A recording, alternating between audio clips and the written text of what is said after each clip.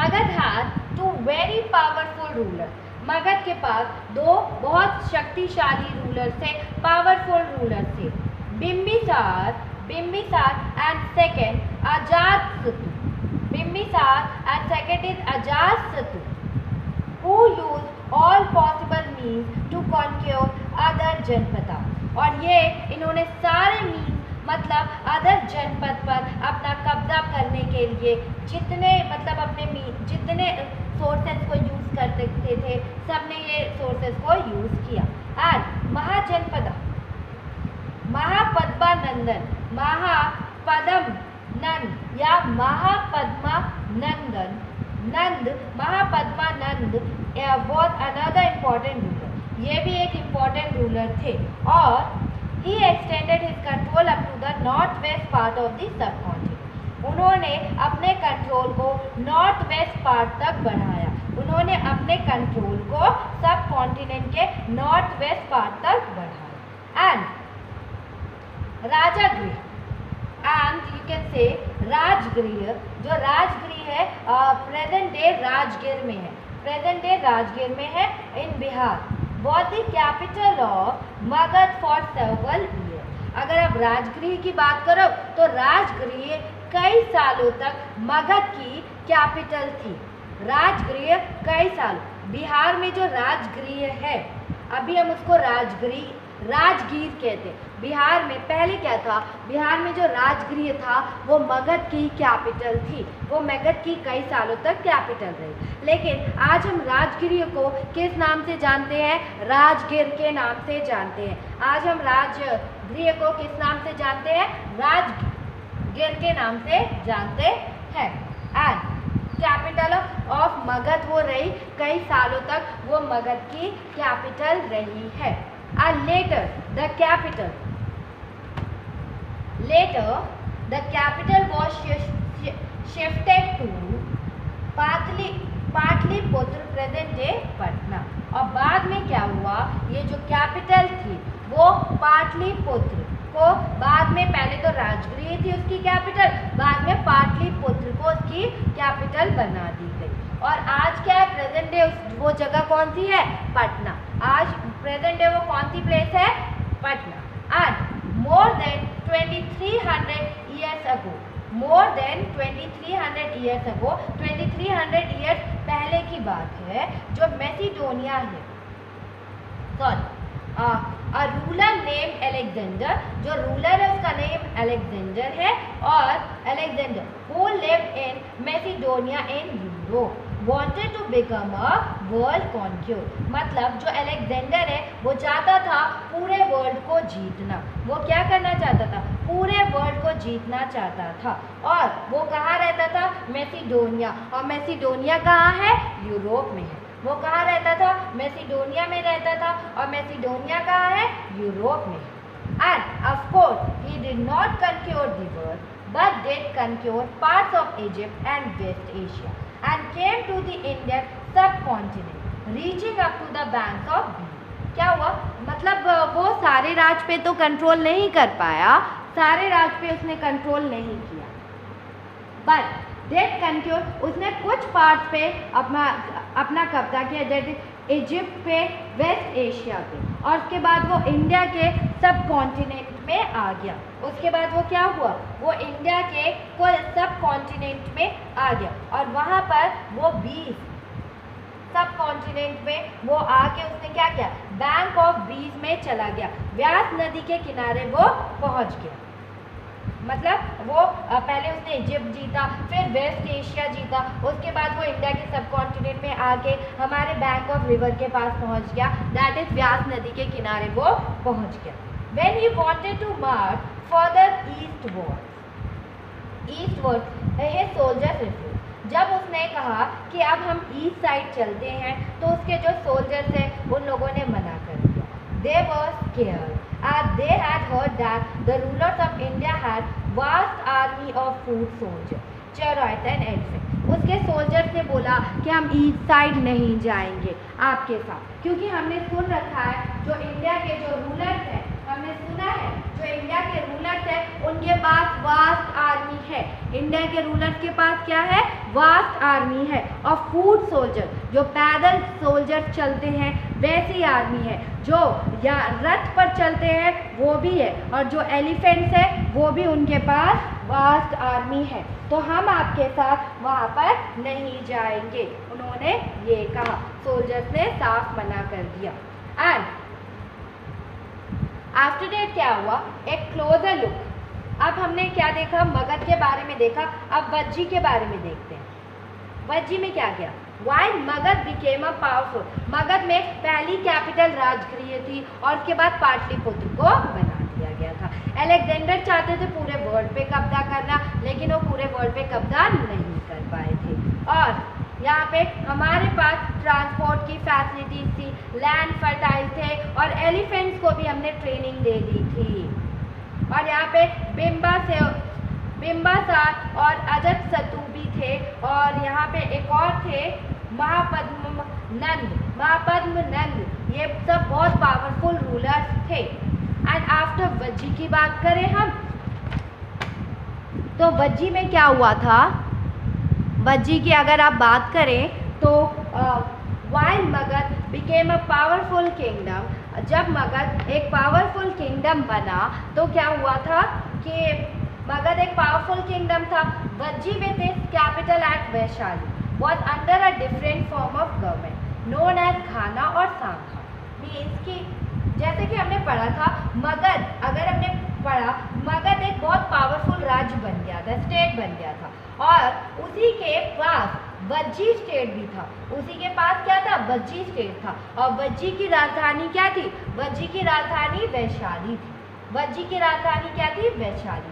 यहाँ एक अलग, यहाँ पे अगर आप देखें तो यहाँ पे डिफरेंट फॉर्म ऑफ गवर्नमेंट थी, जिसे जो डिफरेंट फॉर्म ऑफ गवर्नमेंट थी उसे हम क्या कहते थे? घाना कहते थे और सांगा कहते थे। जो डिफरेंट फॉर्म ऑफ गवर्नमेंट थी उसे हम घाना कहते थे या सांगा कहते थे। एंड इन अ घाना और अ सांगा, अगर हम घाना और सांगा की बात करें, इन अ घाना और a sangha there were not one but many ruler. इस घाना और सांगा में कोई एक रूलर नहीं था, इसमें बहुत सारे रूलर्स थे। एंड घाना किसे कहते हैं? Gana use for a group that has many member. Gana में बहुत सारे मेंबर्स आते हैं, और सांगा में एक ऑर्गेनाइजेशन या एक एसोसिएशन रहती है। एक ऑर्गेनाइजेशन रहती है, संगठन रहता है, या एक सभा होती है सांगा में। लेकिन घाना में बहुत सारे मेंबर्स होते हैं। इन्हें घाना और सांगा देयर वर नॉट वन, वहाँ कोई वन नहीं था, यहाँ बहुत सारे रूलर्स थे। Sometimes even when thousands of man rule together, कभी कभी क्या होता था? समटाइम्स कभी कभी लोग एक साथ thousands of men रूल करते थे, एक साथ रूल करते थे, और each one was known as राजा। और जब एक साथ रूल करते थे मैन, तो हम हर एक पर्सन क्या कहलाता था? राजा कहलाता था, राजा कहलाता था। और these rajas perform ritual together, सारे राजा एक साथ बैठ के रिचुअल्स को परफॉर्म करते थे। एंड दे ऑल्सो मेटेड, सब राजा असेंबली में मिलते थे और डिसाइड करते थे क्या what has to be done and how, कैसे काम करना है, क्या करना है, कैसे काम करना है। थ्रू डिस्कशन और डिबेट, डिस्कशन करके डिसाइड करते थे, डिबेट करके ये लोग, ये सारे राजा जब इकट्ठा होते थे तो ये डिसाइड करते थे। For example, if they were attacked by an enemy, for example की बात करें, अगर उन पे अटैक किया जाता है, कोई अगर एनिमी उन पर अटैक करता है, तो वो मिलकर, अगर कोई इन पे एनिमी अटैक कर दे तो make to discuss what should be done to meet the threat.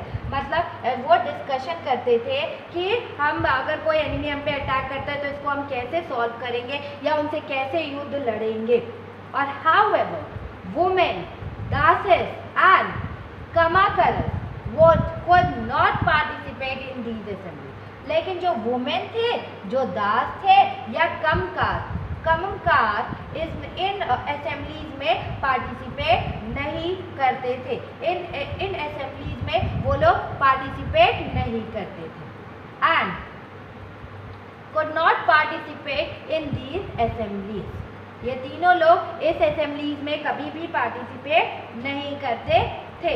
जो laborers थे, ठीक है, जो लैंडलेस एग्रीकल्चर लेबरर्स थे, जिनके पास खुद की ज़मीन नहीं होती है, उन्हें हम क्या कहते हैं? उन्हें ही हम कमकार कहते हैं, कमकार. Both the Buddha and Mahavira, about हुम आप चैप्टर 6 में पढ़ोगे. जो बुद्धा थे, जो महावीरा थे, वो बिलोंग करते थे घानास और संघास से. वो इन दोनों से ही बिलोंग करते थे. Some of the most vivid description of life in the Sanghas can be found in Buddhist book. आपको बुद्धिस्ट की बुक में सांघा की लाइफ के बारे में, सांघा की जिंदगी के बारे में कई बातें मिल जाती हैं. कई बातें हमें सांघा की जिंदगी के बारे में मिल जाती हैं. And rajas of powerful kingdom try to conquer the sangha. जो पावरफुल किंगडम के राजा थे, वो क्या चाहते थे? वो इन सांगा को जीतना चाहते थे.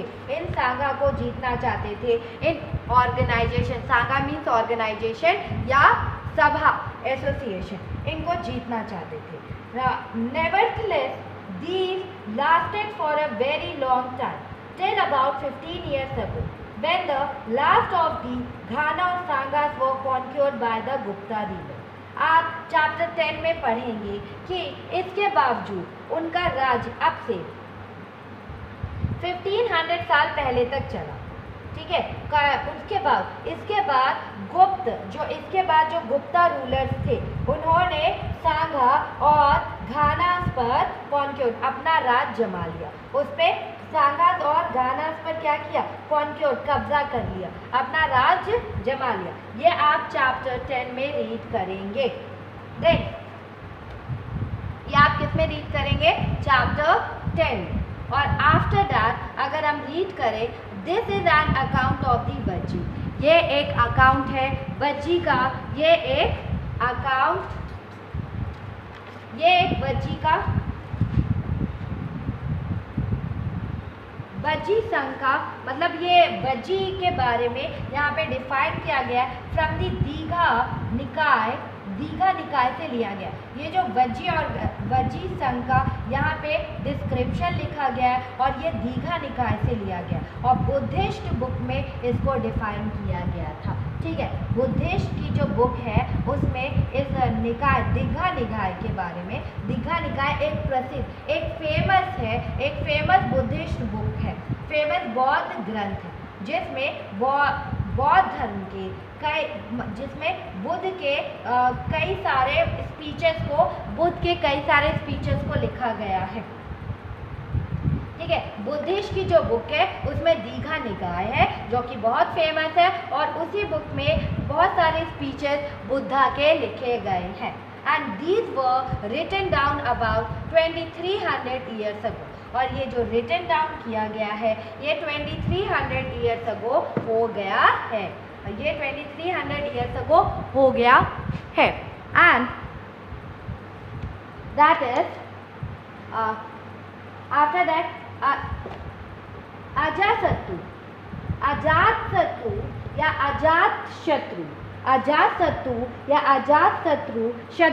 And the Vajjis. अजातशत्रु और या Ajatashatru and the वज्जीज.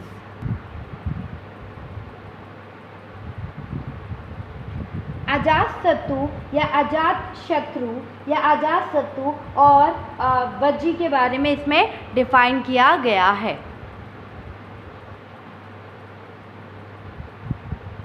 That is, इसमें क्या कहा गया है? जो अजातशत्रु है वांटेड टू अटैक दी वज्जीज. जो अजातशत्रु है वो वज्जीज पर अटैक करना चाहते थे. जो अजातशत्रु है वो किस पर अटैक करना चाहते थे? वो वज्जीज पर अटैक करना चाहते थे. And he sent his minister name, उसने अपने एक मिनिस्टर को वहाँ पे सेंड किया था, अपने मंत्री को सेंड किया था वस्कार को. किसको सेंड किया था? वस्कार को सेंड किया था. And and was come to the Buddha to get his advice on the matter. उसने अपने मंत्री को वस्कार को बुद्धा के पास भेजा था एडवाइस लेने के लिए इस मैटर पर, एडवाइस लेने के लिए, सजेशन लेने के लिए इस मैटर पर उन्होंने उसको भेजा था. Then the Buddha asked, Buddha ने पूछा, the Buddha asked whether the Vajji met frequently in full assembly. Buddha ने क्या पूछा था?